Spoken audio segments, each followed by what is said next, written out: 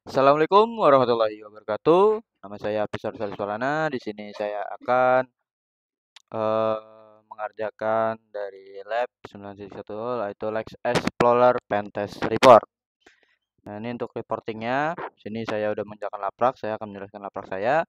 Yang pertama dari tujuan praktikum ini adalah mempelajari struktur laporan penetration testing. Yang kedua, membuat format laporan pentest sesuai standar. Yang ketiga, menyusun laporan pentest dengan contoh kasus eksploitasi reflected XSS dan stored XSS pada aplikasi DPWA. Selanjutnya, kita lanjut di sini untuk jenis utamanya yaitu reflected XSS, yaitu payload dipantulkan langsung ke respon HTTP. Yang kedua, stored di XSS, payload tersimpan di server, misalnya database dan dijalankan setiap kali halaman diakses. Selanjutnya untuk DVWA, di sini menyediakan 3 level keamanan yaitu low, medium, high ya.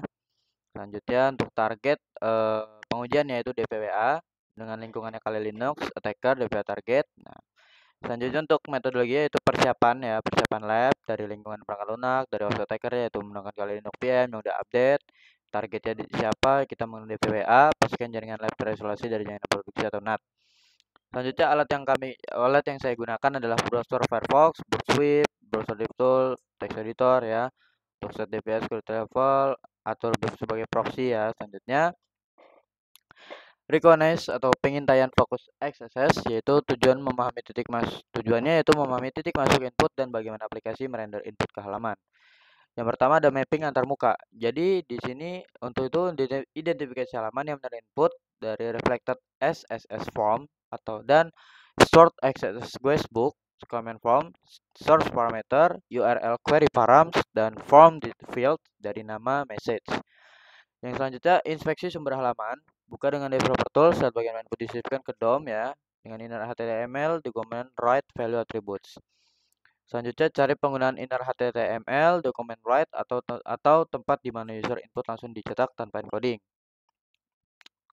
Selanjutnya intercept request atau response. Di sini kita menggunakan verb ya. Intercept request ketika submit yaitu amati parameter, headers dan cookie-nya.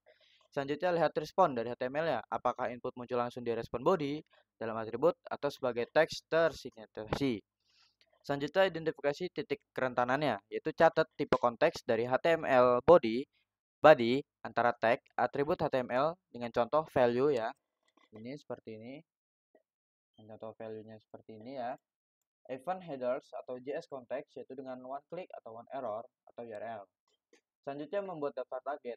Di sini untuk itu kita membuat susunan tabel halaman parameter konteks DOM, teknik menggunakan XSS yang mungkin efektif dari reflected atau stored DOM based. Selanjutnya yaitu eksploitasi. Nah, di sini untuk menggunakan eksploitasinya yaitu dengan terstruktur. Tujuannya adalah mengirim payload untuk mengeksploitasi titik-titik yang diidentifikasi. Yang pertama, kita akan strategi dengan bertahap. Yang pertama, kita menguji dengan levelnya low atau payload dasar dengan script alert 1 ya. Ini untuk kodenya. Selanjutnya kita yang kedua menguji di level medium menggunakan lihat filter di sini untuk variasi huruf, encoding. Nah, ini untuk code-nya. Selanjutnya yang terakhir, kita menguji di level yang high, yaitu gunakan pilot yang memanfaatkan atribut seperti image, source, one error alert. Nah, di sini untuk code-nya atau event handler. Selanjutnya ada contoh pilotnya. Di sini ada contoh pilotnya ada satu untuk test version script, attribute SSS, JS URL-nya untuk uji konteks dan encode pilotnya. Nah, ini ya. Untuk di level yang setiap ini levelnya berbeda-beda. Selanjutnya langkah eksekusi, di sini kita submit pilot via form URL ya.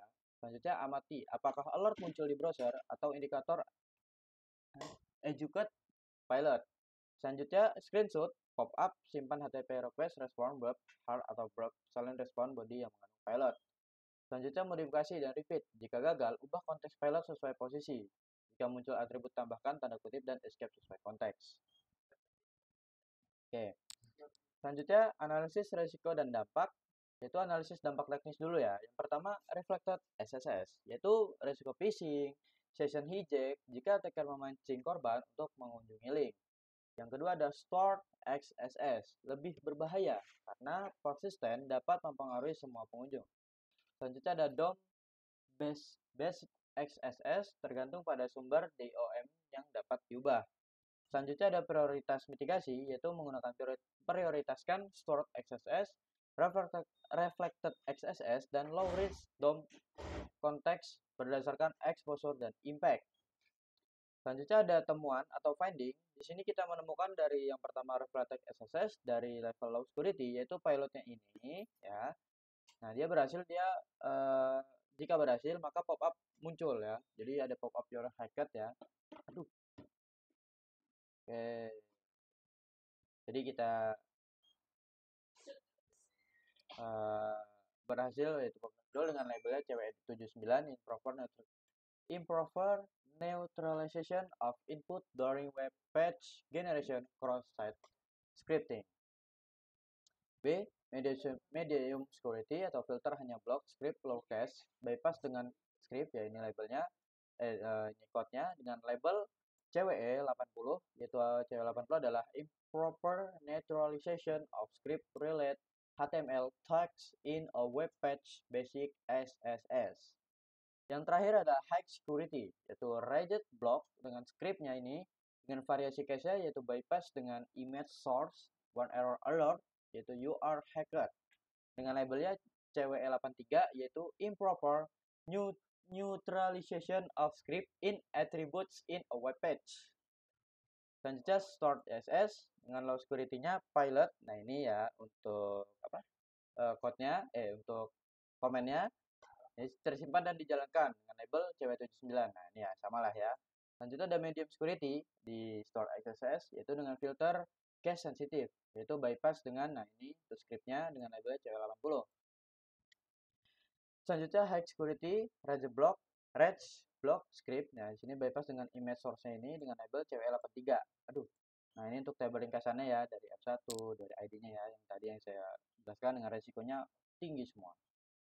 Selanjutnya ada rekomendasi, yaitu menerapkan output encoding HTML special charge dengan validasi input lebih ketat, whitelist. Ketiga, gunakan content security policy atau CSP untuk mencegah eksekusi script tak sah. Yang terakhir, hindari blacklist sederhana, gunakan framework keamanan yang modern. Selanjutnya kesimpulan dari lab ini ialah DVWA tetap rentan terhadap serangan XSS di semua level keamanannya. Filter sederhana berbasis string atau regex tidak cukup kuat. Karena apa? Karena masih bisa di-bypass. Selanjutnya, perlindungan efektif memerlukan kombinasi validasi input, encoding, output, CSP, dan kebijakan keamanan aplikasi web yang menyeluruh. Sekian dari saya, mohon maaf bila ada kesalahan. Wabillahi taufiq wal hidayah. Wassalamualaikum warahmatullahi wabarakatuh.